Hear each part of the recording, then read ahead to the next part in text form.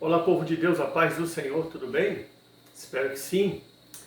Bom, antes de entrarmos na mensagem, o Miguel quer desejar um Feliz Natal, um Feliz Ano Novo a todos os meus amigos e amigas do Facebook, independente de crença e de credo religioso. Deus abençoe a todos, ilumine e que vocês venham alcançar todas as suas metas em 2026, em nome de Jesus. Vamos aprender um pouco? Em Êxodo, capítulo 17, versículo 1 ao 7, vamos falar alguns versículos aqui. Depois partiu toda a congregação dos filhos de Israel do deserto de Sim, pelas suas jornadas, seguindo o mandamento do Senhor, e acamparam-se em Refidim.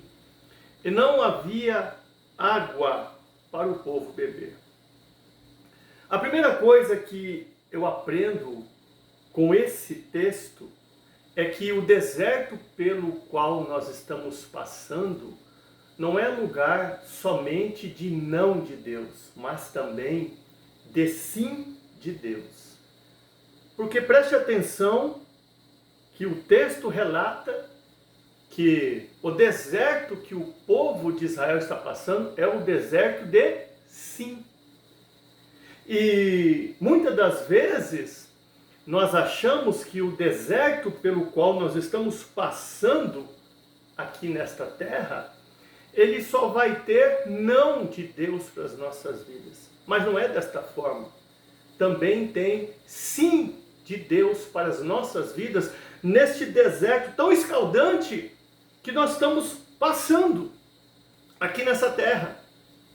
Muitas das vezes nós achamos que nós vamos ouvir de Deus somente não faça isso, não vá por esse caminho, não olhe para o cenário de dor, não fuja do processo, não haja desta maneira, não faça isso, não se comporte desta forma. E as coisas não funcionam desse jeito. Porque no deserto pelo qual nós estamos passando aqui nessa terra, tem sim de Deus para a nossa vida, sim. Por isso que está escrito em 2 Coríntios 1:20. Porque todas quantas promessas que há de Deus são nele, sim. Tem sim de Deus para você que está passando pelo deserto. O que mais que nós aprendemos aqui nesse primeiro versículo? Preste atenção que o povo de Israel, ele sai do deserto de Sim, segundo o mandamento do Senhor. Acabei de ler isso. Então, se o povo de Israel sai segundo o mandamento do Senhor, isto significa que eles saíram na direção de Deus. Porém, mesmo que o povo de Israel tenha saído na direção de Deus, eles vão parar em um lugar que não havia água para beber e que se chamava Refidim. Mas espera aí, Refidim em hebraico, ele significa repouso, ele significa apoio, sustento. Você vai lá entender Deus? Deus direciona o povo para um lugar de repouso, sustento, descanso, só que lá não há água. Vai lá entender Deus? Se você tentar compreender Deus, você vai ficar lelé da cuca. Por isso que está escrito em Isaías 55:8, porque os meus pensamentos não são os vossos pensamentos, nem os meus caminhos são os vossos caminhos. Porque assim como os céus são mais altos do que a terra, assim também os meus caminhos são mais altos do que os vossos caminhos. E os meus pensamentos são mais altos que do que os vossos pensamentos. O que nós aprendemos aqui? Nem toda a direção de Deus nos leva para as conquistas. Nem toda a direção de Deus nos leva para o triunfo. Eu me lembro de um testemunho de um pastor que ele tinha um sonho de dirigir uma igreja grande, com muitas almas. E passados muitos anos, ele congregava numa igreja, num ministério que eu não me lembro agora o nome. O pastor presidente disse para ele: pastor fulano de tal, o senhor vai para o estado da Bahia, lá tem uma igreja muito grande, o senhor vai estar à frente dirigindo. Ele pulou de alegria. Comentou com a sua esposa: Veja o que o pastor presidente, veja o que o nosso pastor está dizendo. O meu sonho vai se realizar, eu vou dirigir uma igreja grande. A mulher dele também ficou alegre. Foram para a Bahia. Chegaram na Bahia, desceram do avião, começaram a procurar endereço. O taxista vai em um bairro, vai em outro, vai ficando distante, mais distante. O último bairro do estado da Bahia, um bairro bem retirado, um bairro bem carente, ele já ficou meio assustado. Aí ele desce do táxi e vê uma igreja enorme. Não, mas tá no controle de Deus, esposa. Está no controle de Deus. Aqui está a igreja grande. Primeiro culto. A igreja acho que comportava umas 1000 pessoas. 15 almas. Ele se assusta. Aí ele já liga para o pastor presidente. Pastor, eu vim para cá. Porque eu realmente creio que é uma direção de Deus para a minha vida. Era o meu sonho dirigir uma igreja grande. Mas só foi 15 almas no culto. Onde estão as almas? A igreja é grande, mas onde estão as almas? Aí o pastor presidente disse. Você tinha um sonho com uma igreja grande, a igreja grande está aí. Mas eu não disse que ela estaria repleta de almas. Paga o preço. Você vai ter que passar o processo para que essa igreja encha de almas. Porque o pastor que dirigia essa igreja fez aí algo que realmente não condiz com um verdadeiro pastor, e as almas se afastaram. Agora você tem que pagar o preço, passar o processo para as almas virem de novo. Preste atenção que Deus guiou esse pastor para a promessa, para o sonho dele. Mas chegando lá era processo. É isso que eu aprendo aqui, já nesse primeiro versículo. Sabe o que eu quero fazer aqui também? Um comentário muito interessante, é de Davi, para completar isso aqui. Davi, em Salmos 23:1, ele diz: o Senhor é meu pastor, nada me faltará. Deitar-me faz em verdes pastos, guia-me mansamente às águas tranquilas. Preste atenção que Davi orou: o Senhor é meu pastor e nada me faltará.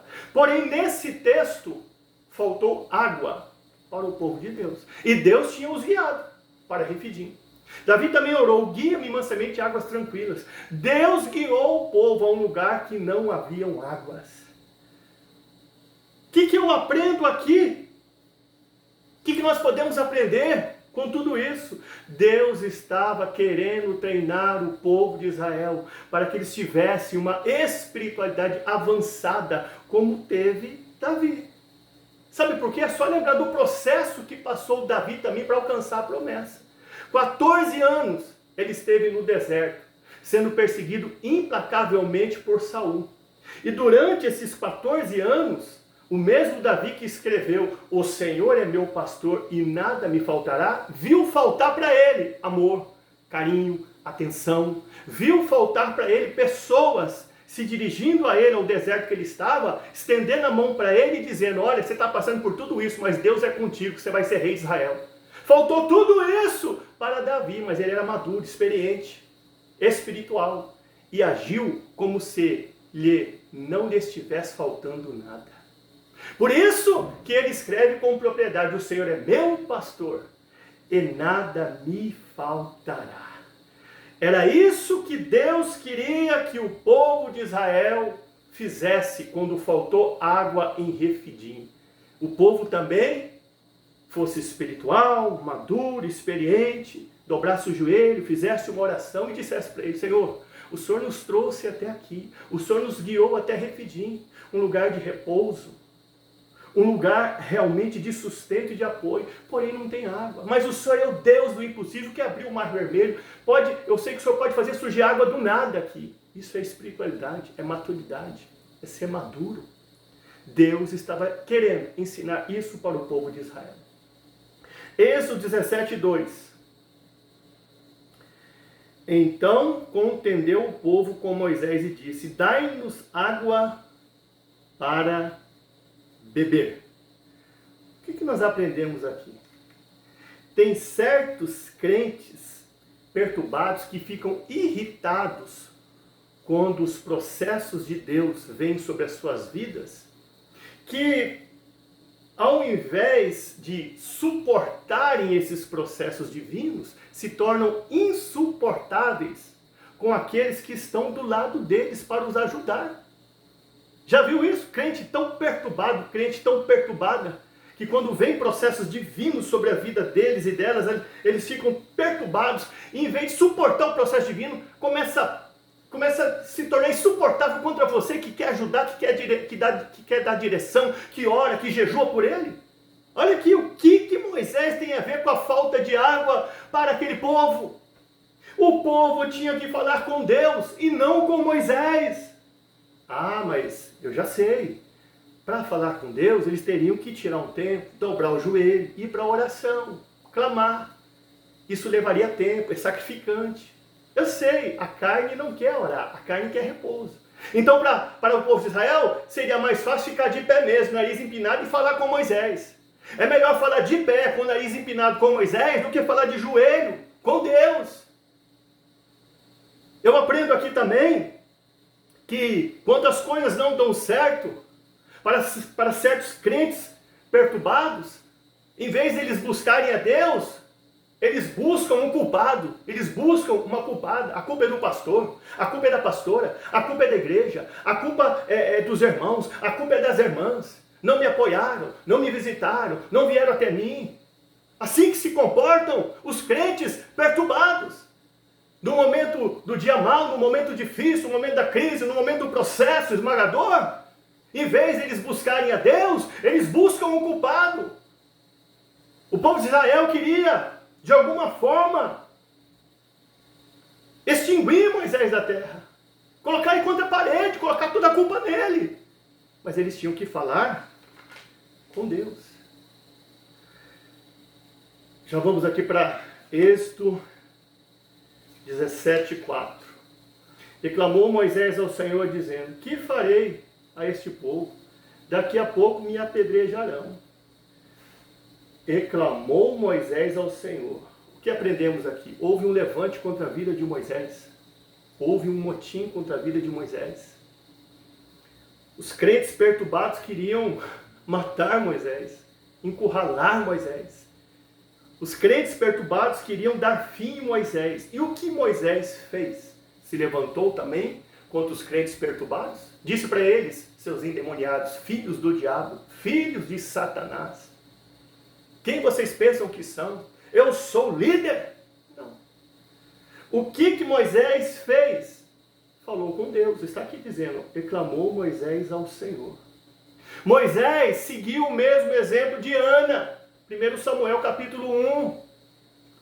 Ali nós sabemos que Penina fala todos os dias, durante anos, para Ana: você é maldita, você é estéril, você é infrutífera, você não pode ter filhos, eu tenho uma penca de filhos, você não pode gerar, eu gero, eu realizo o meu marido, você não pode realizar ele.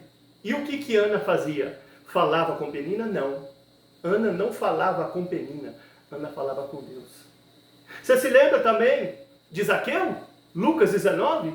Quando Jesus entra em sua casa, os fariseus e escribas dizem: ele vai ser hóspede de um pecador. E o que Zaqueu faz? Se levanta contra as pessoas? Diz que eles são endemoniados, filhos do diabo, seus perturbados? Não. Leia Lucas 19. Zaqueu, ele se dirige ao Senhor e fala com o Senhor. Estão se levantando contra a sua vida, ministério? Não fale com quem está se levantando contra a sua vida e ministério, fale com o Senhor, fale com Deus. Estão tentando parar o teu ministério, estão te caluniando, zombando, estão te criticando? Não fale com quem está se levantando contra a sua vida e ministério, fale com o Senhor, porque é duro crente perturbado, viu? Crente perturbado, crente perturbada, é complicado você lidar com eles. Preste atenção também que nesse versículo aqui Moisés diz: que farei a este povo? Presta atenção na linguagem de Moisés, ele está irado. Moisés está com ódio, porque ele diz este povo. Ele poderia dizer: Senhor, o teu povo que tu me deste para guiar nesse deserto está se levantando contra mim. Senhor, o povo que o Senhor selecionou para mim e que é teu povo está se levantando contra mim. Mas não, Moisés diz este povo, como disse o irmão do filho pródigo, este teu filho. que nós aprendemos aqui? Cuidado para não tomar repulsa e ódio contra os crentes perturbados. Sabe por quê?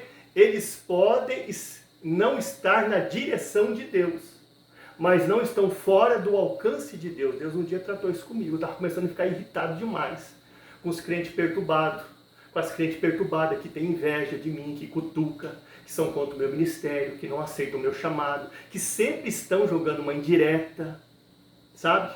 Eu estava começando a ficar irritado ao ponto de ter repulsa deles. Aí Deus disse isso para mim. Eles podem não estar na minha direção, filho, mas não estão fora do meu alcance. Sabe o que diz em Colossenses 3,13? Suportando-vos uns aos outros, perdoando-vos uns aos outros. Assim, se alguém tem queixa um contra o outro, assim como Cristo perdoa, assim também perdoai. Vigia nessa parte. E já para nós terminarmos aqui, Êxodo 17:5, aqui fecha. Olha o tempo. Então disse o Senhor a Moisés, passa diante do povo, e toma contigo alguns dos anciões de Israel, e toma na tua mão a tua vara, com que feriste o rio e vai. Aqui tem muita revelação. Olha o que Deus diz. Passa diante do povo. Moisés estava confuso, perplexo. Moisés estava totalmente instável, desequilibrado.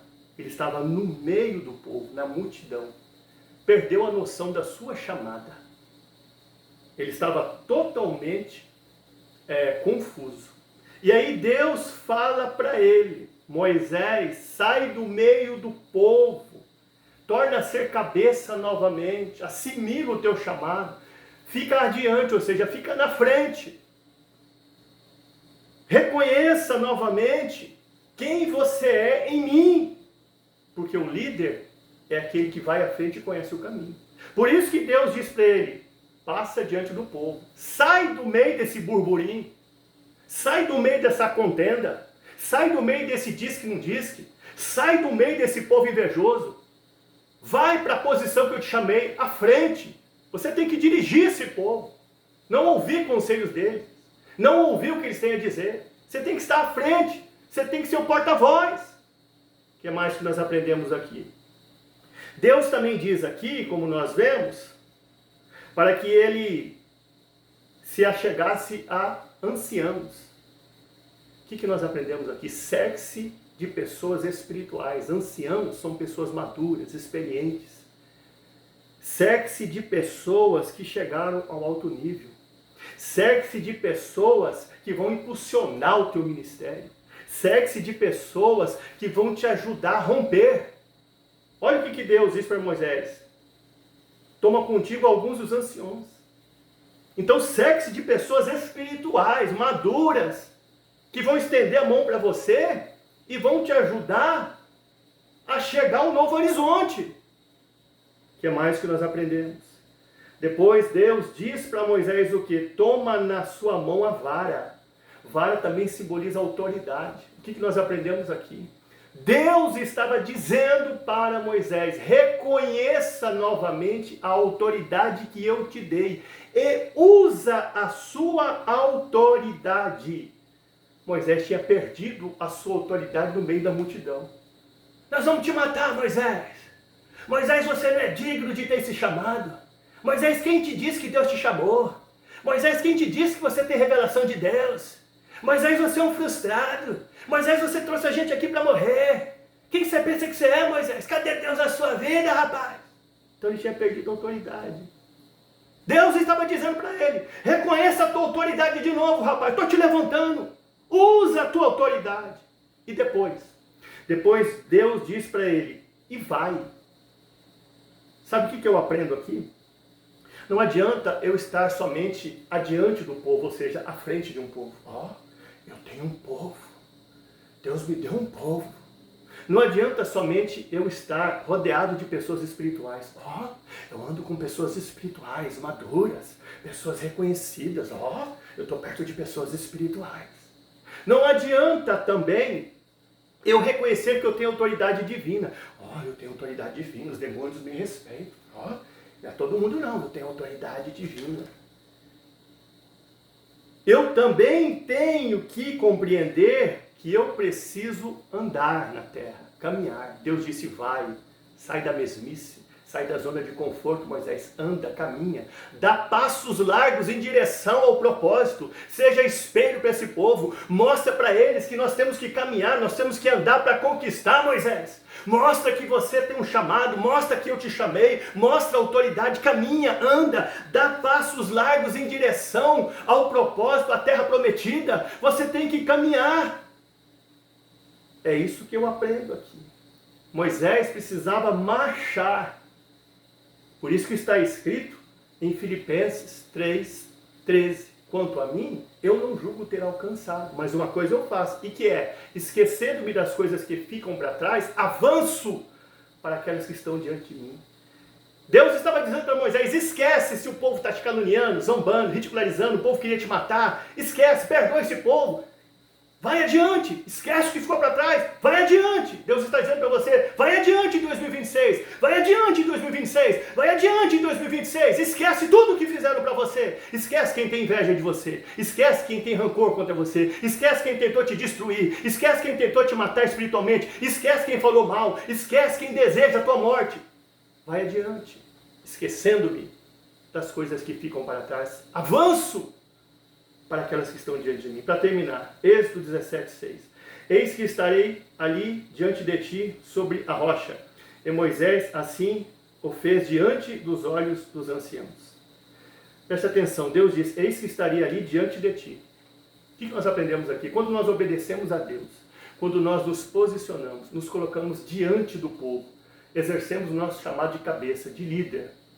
Quando nós nos rodeamos de pessoas espirituais, quando nós reconhecemos a nossa autoridade, estamos diante do povo, Deus continua diante de nós, nos dando direção, nos levando para o alvo, nos levando para a vitória, nos levando para o propósito. É isso que eu aprendo aqui.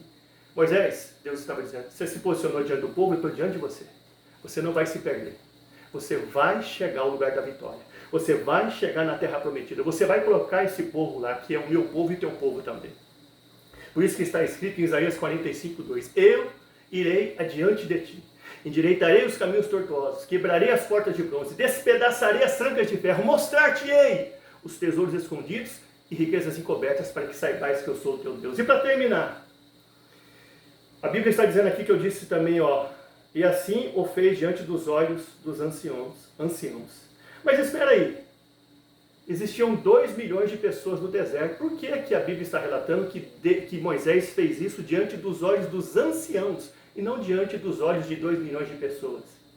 Porque os olhos dos anciãos estavam brilhando, olhando para Moisés, vendo Moisés se posicionar e ser usado por Deus daquela forma. E o que eu aprendo aqui? Somente os crentes espirituais, somente os cristãos espirituais conseguem enxergar Deus na sua vida, mesmo você estando no deserto guiando um povo. Somente os crentes espirituais conseguem ver o que Deus está fazendo na sua vida, mesmo em meio ao deserto, o qual você está passando o processo. Somente os crentes espirituais conseguem ver Deus na sua vida, mesmo no processo de dor que você está passando. Mesmo você estando no anonimato, eles conseguem enxergar Deus na sua vida, operando na sua vida, realizando sonhos na sua vida e projetos na sua vida a longo prazo. Só os crentes espirituais estendem a mão, estão conosco, nos respeitam, nos ajudam. Eu já mandei várias mensagens para vários irmãos em Cristo, irmãs em Cristo, pedindo para compartilhar minhas mensagens. Vamos colocar aí vamos colocar 100, de 100, 5, 7 compartilhou. Os outros, não estou falando isso aqui reclamando, Deus abençoe a todos, meu comportamento, minha atitude é igual ao encontrar todos, amo todos, mas eu estou falando de uma realidade. Vamos supor que uns 7 de 100 compartilharam. 93 fizeram assim, Manu Schmittinho, dá para você compartilhar para mim e me ajudar? Eu sou um anônimo, mas Deus tem promessa na minha vida, compartilha essa mensagem. Aí Manu Schmidt assim, já sei que não vai compartilhar. Ou senão escreve assim, amém, não vai compartilhar. Aí os que vão compartilhar falam, pastor, é para já vou lá compartilhar. Deus te abençoe, pastor, Deus é na tua vida, sabe? Isso assim entristece, mas faz parte. Faz parte, eu amo todos, respeito todos, mas eu só estou comentando uma realidade. Nem todos querem a sua vitória. Por quantos lugares eu passei, congregações, fui usado como canal de bênção várias vezes. Não que eu estou querendo jogar na cara, nem posso, eu fiz para Deus. Mas, poxa vida, nós não somos irmãos e irmãs? O que custa compartilhar uma mensagem? Já tive várias vezes, em vários lugares, fui canal de bênção, a igreja foi edificada, houve impacto. O que custava compartilhar uma mensagem do Miguel Anônimo? Nada. Mas amém. Deus abençoe a todos. Eu estou aí, disponível, aberto às agendas, a abraçar, estar juntos. Mas eu posso falar uma verdade. É a verdade. Somente os crentes espirituais vão reconhecer Deus na sua vida, mesmo você estando muito tempo no deserto e muito tempo passando processos. Deus abençoe a todos em nome de Jesus.